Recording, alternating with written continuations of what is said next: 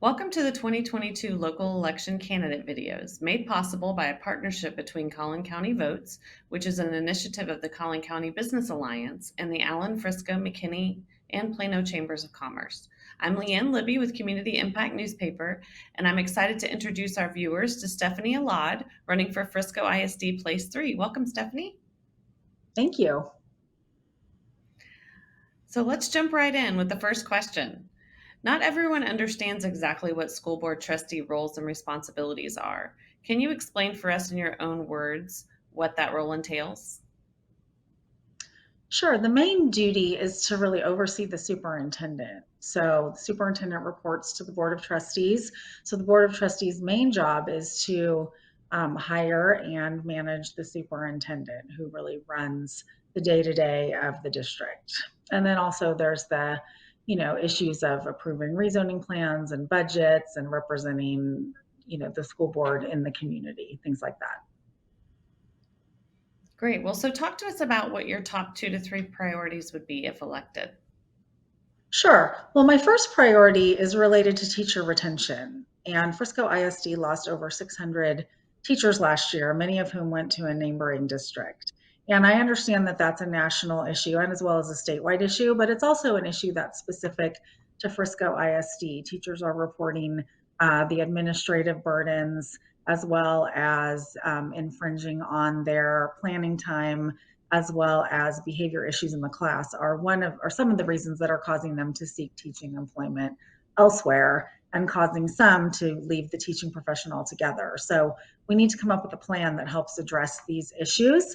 I have a background in human resources. I've been a human resources executive and in that field for 20 years. And I have a unique perspective on that in terms of what needs to be done to retain and engage our amazing teachers and keep them here in Frisco. So that's Well, number so the one. pandemic. I realize you asked for 2 or 3. So another one is the academic standards. We want to keep the academic standards high. Parents have seen some issues creep into the schools the past few years, including the elimination of homework, a concept called waterfall grading, as well as allowing students to retest over and over and over again. That's not preparing our students to go to college, and it's not preparing our students to be out in the real world where you oftentimes don't get more than one chance to show your knowledge or what you have learned on a specific subject in the real world. So that's another area that I'm very focused on in this race. Great, thank you. Well, so tell us how the pandemic has impacted Frisco ISD, and if elected, what would you do to kind of work and address those issues? Good question. So I think the pandemic has affected, our entire world, including all of our schools across the nation, not just here in Frisco. I know that my kids did online learning for a few months, and then they were fortunate that later that fall and later that year, Frisco ISD did open back up. So students had the option. They could either do online learning or they could go back to in-person school. And I was very appreciative and grateful of that because my kids definitely did much better in in-person learning than they did in online. And so Frisco continued that online learning for those folks that wanted it until just recently, earlier this year, all of the elementary school students had to come back on campus. So that caused a lot of issues. They had to reshuffle the classrooms because they had more kids on campus. They had to, move some teachers around, things like that. But also, you have students who are in a classroom now and maybe have only been there since January who've maybe never been in a classroom. Or perhaps they, haven't been in a classroom for almost 2 years. And so what I'm hearing from teachers and parents that there's some behavior issues kind of associated with that. Students maybe not being able to acclimate back into the classroom environment as easily as we would like. So I think there needs to be a focus on that. I think there is some focus on that, but there may need to be some more focus on that to make sure that these students not only reacclimate to the classroom, but also, address any learning loss issues that may have occurred while those students were online. Well, so you mentioned earlier teacher retention, and we hear more and more every day about the difficulties around attracting and retaining teachers. What are your thoughts on how to address this issue?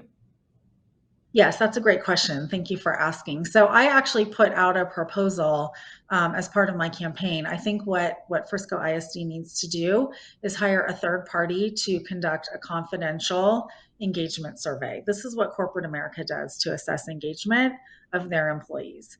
Currently, the school district does request feedback, but it's on a Google form. And so it's not seen as confidential. It's probably not confidential, but it's not seen as confidential by the teachers. So a lot of them are telling me that they either don't fill it out or they don't fill it out honestly. So taking it out of the district's hands and giving it to a third party company, which there are companies that specialize in this, and have them administer the survey. You also can do rankings, what is your job satisfaction on a scale of 1 to 10? How likely are you to return next year? Scale of 1 to 10, things like that you can ask that you can't ask in a Google form anyways. But then once you get the results, you can aggregate the results and you can figure out, is it newer teachers who are leaving? Is it middle school teachers who are leaving? Is it elementary school teachers who are leaving? And you can aggregate that data, pick your top 3 issues that you think need to be addressed or that we think we need to address based on the results of that survey, and then work to create action plans to address those issues. That's how corporate America does it. It'll work for school districts. We just need to implement it. And the cost is not that much, especially considering that, if you saved 200 teachers, let's say, because you did this, because you addressed their pain points and their issues, that would equate to tens of thousands of dollars. Because every teacher that you lose, the TEA estimates costs about $30,000 to replace that teacher and get that teacher, up to a particular skill set where they're able to function on their own and teach their class. So turnover costs money. Corporate America understands that.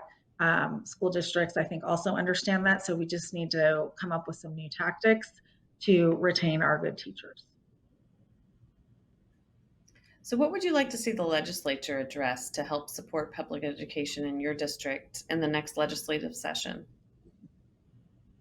What would I like to see the legislature address? Well, I understand that some of the requirements, the paperwork requirements that teachers are telling me about, some of them are state required. I also think, that there are some issues related to, assignments in the classroom related to critical race theory that the legislature did address and say, certain things we're not allowed to talk about people's race and things like that in assignments.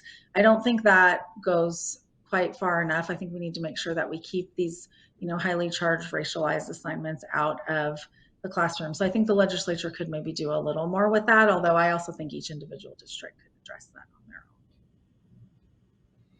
Well, so we live in a very diverse area in every sense of the word. Can you talk about how important it is to consider and incorporate diversity into decisions on the school board? Well, I think if you're keeping, everyone's interests in mind, then you are doing that. I think where we sometimes get a little off track is when we start trying to divide folks into groups instead of, addressing students by their name and need, which is Frisco ISD's motto, is to address students by their name and need. And one example that I can think of that a lot of parents have reached out to me about is there's currently a pilot in the middle schools, in 8 middle schools, to eliminate differentiated learning in the name of equity. So it's taking advanced students and on-level students and putting them in the same class. And I don't think that serves advanced students or the on-level students. Again, that was done in the name of equity and inclusivity.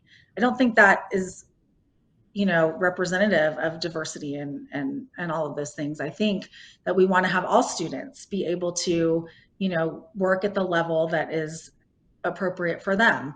My daughter has taken advanced classes and she's taken on-level classes based on her need of the subject. So I think sometimes in an effort to, create equity and inclusivity, we oftentimes, forget about the fact that these students do need to be able to work at their own pace and have their name and need, or be met at their name and need, which is the whole point.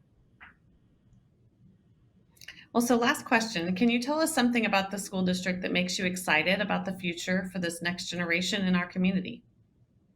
Oh, there's a lot of things. I think we have some amazing teachers. I have a 12th grader and a 5th grader.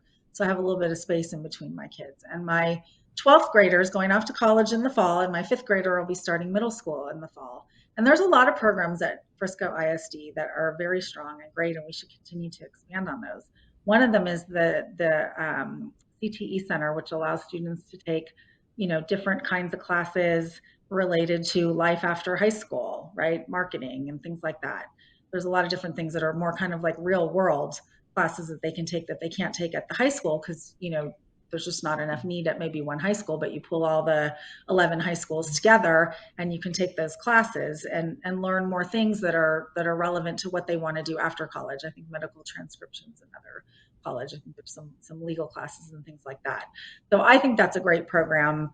I'd love to even see that expanded to offer more classes. Like I said, my daughter took one there and she really enjoyed it, and it was a great experience for her. There's some logistical planning involved in being able to do that and have her leave her campus and go to the center and then go back to her campus. But all that has worked out and was fine for her, and it worked out really well for her. The other thing, I mean, Frisco ISD does so many things well. There's also the academic decathlon, which is nationally recognized. There's a mentoring program that I just heard about very recently that's very popular and successful, and giving these kids adult mentors to help them with the different things that they're trying to accomplish in their life. So there's so many good programs at every school, and so I think we can continue to build on that. Every large organization is going to have issues, and I want to work with the school district as a board trustee to address those issues. um, but I also think that there's a lot to be proud of here and a lot that we can continue to build on to keep our schools great. Wonderful. Well, thank you so much for joining us today and allowing the voters the opportunity to hear directly from you on these important issues. Sure, thank you so much. I appreciate it.